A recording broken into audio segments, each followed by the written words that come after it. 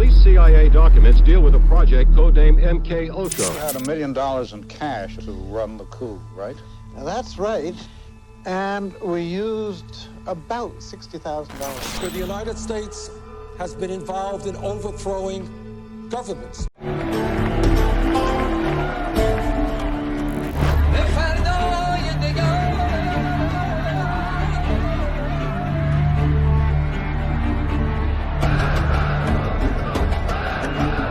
दुनिया के सबसे बड़े पावर सेंटर यूएसए में, जहां एक छोटी सी आहट भी दुनिया में युद्ध शुरू करवा सकती है और जहां के रहस्य पूरी दुनिया को बदल सकते हैं, वहां एक ऐसी ऑर्गेनाइजेशन है जो रहस्यों के पर्दे में छुपी है, जिसका नाम सुनते ही लोग डर जाते हैं, पर लोग उनके काम का सम्मान करते हैं। हर कोई इनके रहस्यों को जानने की इच्छा रखता है। ये है सेंट्रल इंटेलिजेंस एजेंसी CIA, एक ऐसा नाम जो अंधेरे में काम करता है, जिसे हम कभी देख नहीं सकते या शायद कभी समझ भी नहीं सकते। क्या हम सच में CIA के बारे में कुछ जानते हैं? आज हम इस ऑर्गेनाइजेशन के रहस्यों से पर्दा उठाएंगे और ऐसी कहानियां सुनेंगे जो जासूसी, विश्वासघात और पावर से भरी है, जहां हर सच एक नए सवाल को जन्म देता है।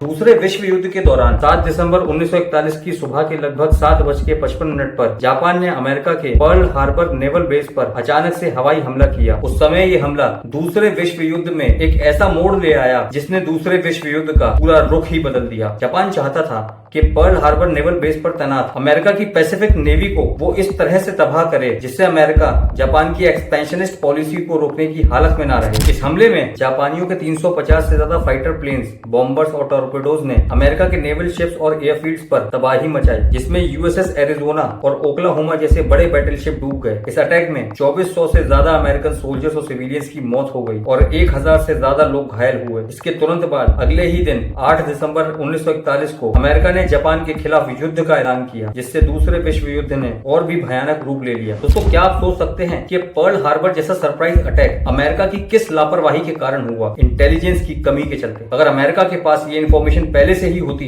कि जापान उस पर अटैक करने वाला है, तो वो इस हमले के लिए तैयार होते। पर्ल हार्बर पर इस हमले ने दुनिया को ये सिखाया कि युद्ध में अपने दुश्मन की हर एक हरकत और खुद की एक मजबूत तैयारी कितनी जरूरी होती है। यूनाइटेड स्टेट्स में ऐसे सरप्राइज अटैक दोबारा न हो, इसीलिए संयुक्त राष्ट्र अमेरिका के राष्ट्रपति फ्रैंकलिन डी रूजवेल्ट ने 13 जून 1942 के दिन एक खुफिया एजेंसी की स्थापना की, ऑफिस ऑफ स्ट्रेटेजिक सर्विसेज, जिसका काम दुश्मन देश के खिलाफ खुफिया जानकारी इकट्ठा करना, दुश्मन देश में कोवर्ट ऑपरेशंस और साइकोलॉजिकल वॉरफेयर को अंजाम देना था। समय बीतता गया और दूसरा विश्व युद्ध खत्म हो गया, लेकिन दुनिया पर से संकट अभी टला नहीं था। दुनिया एक नए युद्ध के दरवाजे पर खड़ी थी। अमेरिका और सोवियत यूनियन दुनिया पर अपना वर्चस्व कायम करना चाहते थे। एक तरफ अमेरिका दुनिया में कैपिटलिज्म को प्रमोट करना चाहता था, वहीं दूसरी ओर USSR दुनिया में कम्युनिज्म को लाना चाहता था। इन दोनों देश की प्रतिस्पर्धा ने दुनिया को कोल्ड वॉर जैसे संकट में डाल दिया, जिससे दुनिया के कई देश दो हिस्सों में बंट गए। ऐसे संकट की घड़ी में US के प्रेसिडेंट हैरी एस ट्रूमैन ने सोचा कि उन्हें एक ऐसी इंटेलिजेंस ऑर्गेनाइजेशन की स्थापना करनी चाहिए जो अमेरिका को पर्ल हार्बर जैसे सरप्राइज अटैक से बचा के रखे। इसीलिए उन्होंने नेशनल सिक्योरिटी एक्ट पर साइन किया और 18 सितंबर 1947 के दिन पहले से मौजूद ऑफिस ऑफ स्ट्रेटेजिक सर्विसेज को रिप्लेस करते हुए सेंट्रल इंटेलिजेंस एजेंसी की स्थापना की गई। CIA का मोटिव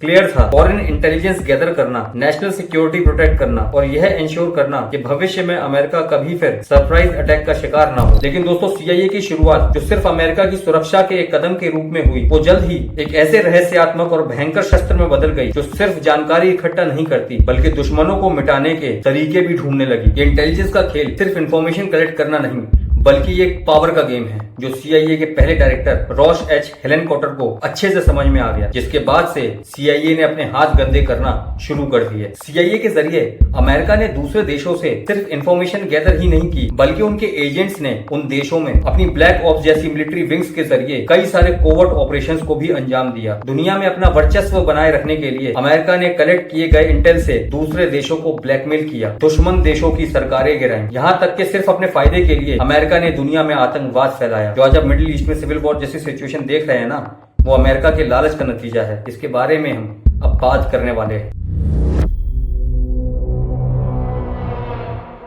साल 1953 में ईरान के democratically elected prime minister Mohammad Mossadegh ने एक फैसला लिया कि वो अपने देश की सरजमी से निकले ऑयल को नेशनलाइज करेंगे। मोसादेक का ये फैसला वेस्टर्न ऑयल कंपनीज के लिए एक बहुत बड़ा झटका साबित हुआ, क्योंकि ऑयल को नेशनलाइज करने से उसका पूरा कंट्रोल ईरान सरकार के हाथों में चला गया। मतलब अब ईरान की सरकार ये डिसाइड कर सकती थी कि उन्हें कितनी मात्रा में और कितने प्राइस पर ऑयल को एक्सपोर्ट करना है, जिसके चलते वेस्टर्न ऑयल कंपनीज को और खासकर अमेरिका को बहुत बड़ा नुकसान झेलना पड़ता। अपने फायदे के लिए यूएस इंटेलिजेंस CIA और ब्रिटिश इंटेलिजेंस MI6 ने एक बहुत खतरनाक प्लान बनाया। मिशन था ईरान में मोसादेक को हटाना और ईरान के टाइटुलर हेड शाह मोहम्मद रेजा पहलवी को वापस लाना, जिससे ईरान में वेस्टर्न कंट्रीज का पूरा कंट्रोल रह सके। Where the United States has been involved in overthrowing governments. Mossadegh back in 1953. Nobody knows who Mossadegh was. Democratically elected Prime Minister of Iran.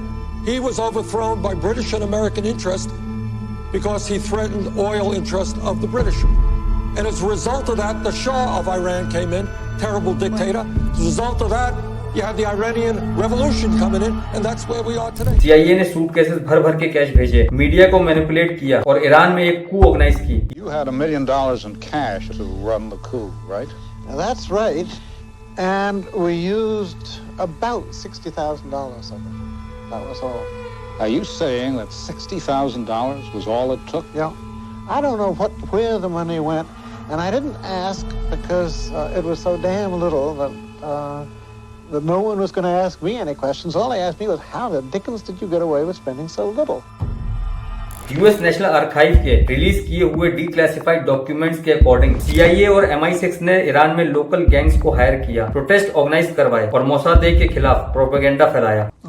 The military coup that overthrew Mossadegh and his National Front cabinet was carried out under CIA direction. They had never, to my knowledge, officially acknowledged their role in the coup.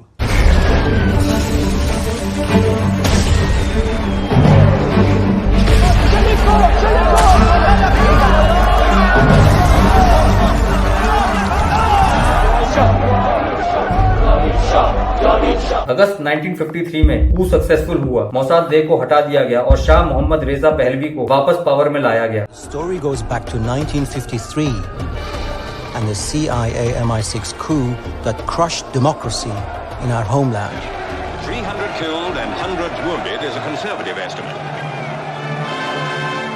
Mossadegh and his government were swept from power in favor of General Zahedi, the man appointed by the Shah in the first place.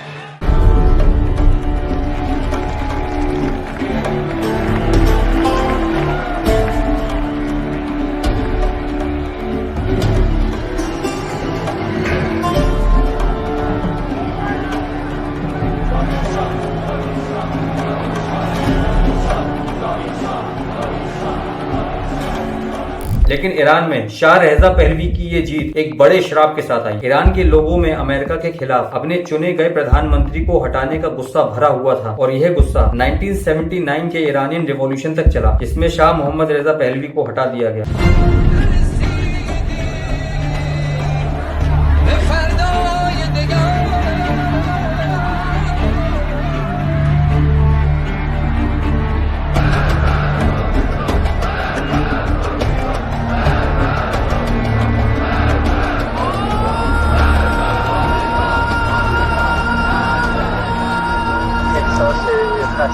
میکنم به احتیاج به استراحت. ضمناً گفته بودم که تا خیالم راحت بشه و دولت مستقر بشه بعد مسافرت خواهم کرد.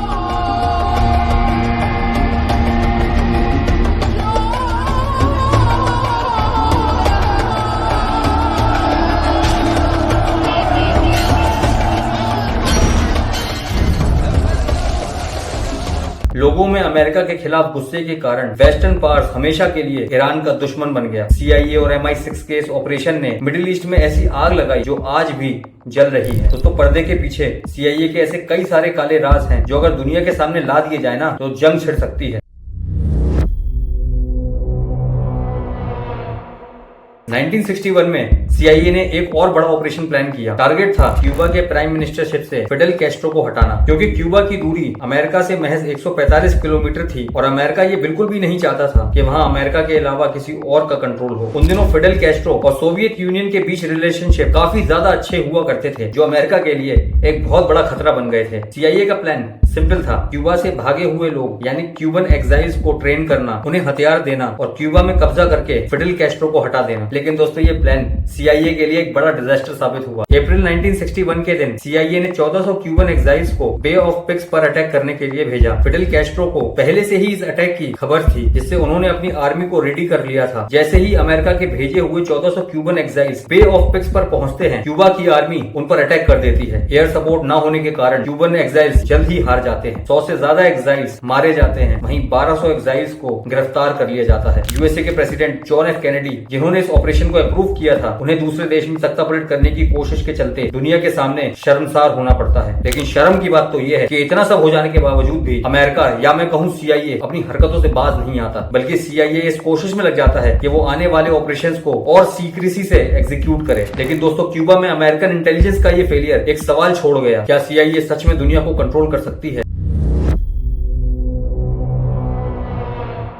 1950 में जब cold war अपनी चरम सीमा पर था, तब CIA एक ऐसे हथियार की तलाश में थी कि दुश्मन को गोली मारे बिना उसे हराने की ताकत रखता हो। तब CIA ने सोचा कि क्या हो अगर किसी इंसान के दिमाग को ही कंट्रोल कर लिया जाए, कोई ऐसा तरीका निकाला जाए जिससे किसी इंसान के विचारों को, उसकी सोच को बदला जा सके। तो इससे बड़ा हथियार कोई हो नहीं सकता, जिसके लिए CIA ने अपने ही देश के अनसस्पेक्टेड लोगों पर एक्सपेरिमेंट करना शुरू किए। उन लोगों पर LSD, हिप्नोसिस, सेंसरी डेप्रिवेशन और साइकोलॉजिकल टॉर्चर जैसी टेक्निक्स का इस्तेमाल किया गया। The CIA's drug testing program on unsuspecting Americans had been more extensive than the agency had admitted. The released CIA documents deal with a project codenamed MK Ultra. Intelligence agency and the U.S. Army spent millions for research into drugs and techniques which would make spies from other countries tell their secrets and make our own spies forget theirs. Both agencies have been involved in testing LSD and chemical warfare compounds to a much greater extent than either has publicly admitted. 30 से ज्यादा universities और institutions इस programme का हिस्सा थे। इसी programme से related एक केस में CIA ने बिना बताए डॉक्टर फ्रैंक ओल्सन को LSD ड्रग दिया, जिसके बाद वो मेंटली अनस्टेबल हो गए और साल 1953 में एक होटल की खिड़की से गिरकर मर गए या शायद मार दिए गए। 1970s में जब US सेनेट की एक सिलेक्ट कमेटी ने गवर्नमेंटल ऑपरेशन, खासकर गवर्नमेंटल इंटेलिजेंस एक्टिविटीज को स्टडी किया, तब CIA का ये प्रोजेक्ट MK अल्ट्रा एक्सपोज हुआ। लेकिन उस वक्त तक CIA ने ज्यादातर फाइल्स को जला दिया था। क्या रहस्य थे उन फाइल्स में? क्या फिर ये एक्सपेरिमेंट्स कभी बंद हुए, या आज भी ये एक्सपेरिमेंट्स कहीं छुपते छुपाते चल रहे हैं? प्रोजेक्ट MK अल्ट्रा ने ये साबित किया है कि CIA की कोई सीमा नहीं है। नेशनल सिक्योरिटी के नाम पर उन्होंने अपने देश के लोगों के साथ कुछ ऐसा ही कर दिया जो कभी सोचा नहीं जा सकता। लेकिन ये तो सिर्फ शुरुआत है। CIA के ऑपरेशंस और भी भयानक और डरावने होने वाले हैं। अगर आप आगे CIA के कोवर्ट ऑपरेशंस के बारे में जानना चाहते हैं तो कमेंट सेक्शन में पार्ट 2 लिखिएगा। वीडियो अच्छी लगी हो तो वीडियो को लाइक और अपने जानने वालों में शेयर जरूर कीजिएगा। ऐसे ही और इंटरेस्टिंग वीडियोस को देखने के लिए चैनल को सब्सक्राइब करना ना भूलें। तब तक के लिए धन्यवाद।